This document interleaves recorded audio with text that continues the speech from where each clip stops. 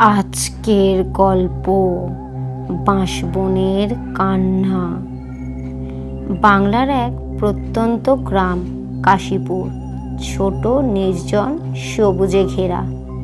কিন্তু এই গ্রামের পাশে একটি ঘন বাঁশবন, যার দিকে সন্ধ্যের পর কেউ তাকায় না।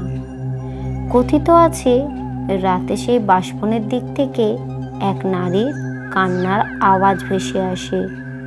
মৃদু থেকে শুরু হয়ে ধীরে ধীরে হাহাকারের রূপ নেয়। গ্রামের লোকেরা বলে যে এই কান্না শুনে বন ঘেঁষে যায় আর কখনো ফিরে আসে না। অনেক বছর আগে এই বনের পাশেই থাকতো রূপা নামে এক বিধবা তরুণী। লোকেরা তাকে অলক্ষণে বলে তাড়িয়ে দেয়।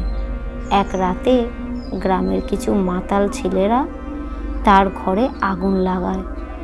রূপা দগ্ধ হয়ে বনের ভেতরে পালিয়ে যায়। তারপর থেকেই বাঁশবন থেকে সেই কান্না শোনা যায়, রূপার কান্না। রূপা হারিয়ে গেলেও বনের কান্না রয়ে গেল। তাজা ঘটনা ঘটে এক সন্ধ্যায়। শহর থেকে এক তরুণ ফিল্ড ওয়ার্ক করতে আসে। ভূত বা অপ্রাকৃতিক ঘটনা নিয়ে তথ্য সংগ্রহ করত। তাদের নেতা ছিল রাফি, আত্মবিশ্বাসী প্রকৃতির ছেলে। সে গ্রামের লোকদের কথা শুনে হেসে বলল, ভয় দেখানো গল্প, চল রাতে বনে গিয়ে দেখে আসি। সঙ্গে ক্যামেরা, রেকর্ডার, টর্চ। রাত 10টার দিকে তারা বাঁশবনের দিকে পা বাড়ায়। ঘণ্টাখানেক কিছুই হয় না। হঠাৎ টর্চ নিভে যায়। চারিদিক নিস্তব্ধ, কেবল বাতাসে বাঁশ পাতার হালকা ঝিরিঝিরি আওয়াজ। তখনই আসে সেই কান্না, নিঃশ্বাস আটকে যাওয়া কান্না, যেন হৃদয় ছিঁড়ে বেরিয়ে আসছে। রাফি ক্যামেরা তুলতেই তার স্ক্রিনে দেখা যায় এক মেয়ের আবছা ছায়া, আগুনে পোড়া মুখ, চোখ জোড়া ফাঁকা। একজন চিৎকার করে দৌড়াতে শুরু করে। বাকিরা তাকে অনুসরণ করতে গিয়ে একে একে হারিয়ে যায়।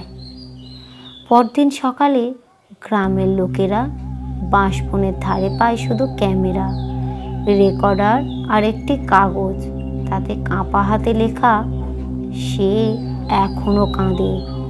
আমরা তাকিয়েছিলাম, এখন আমরা হারিয়ে গেছি। এরপর গ্রামের মানুষ রাত নামতেই ঘরের দরজা বন্ধ করে দেয়। আর কেউ দেখতে যায় না। শুধু বাতাস যখন জোরে বইতে থাকে, বাঁশবন তখন হালকা কাঁপে। আর মাঝে মাঝে শোনা যায় সেই করুণ কান্না। রূপার অভিশপ্ত আত্মা যেন এখনো কাউকে খুঁজে বেড়ায়। গল্পটি কেমন লাগলো কমেন্ট করবেন এবং একটা লাইক করবেন। আরও এরকমই নতুন নতুন ভূতের গল্প শুনতে চ্যানেলটিকে সাবস্ক্রাইব করবেন।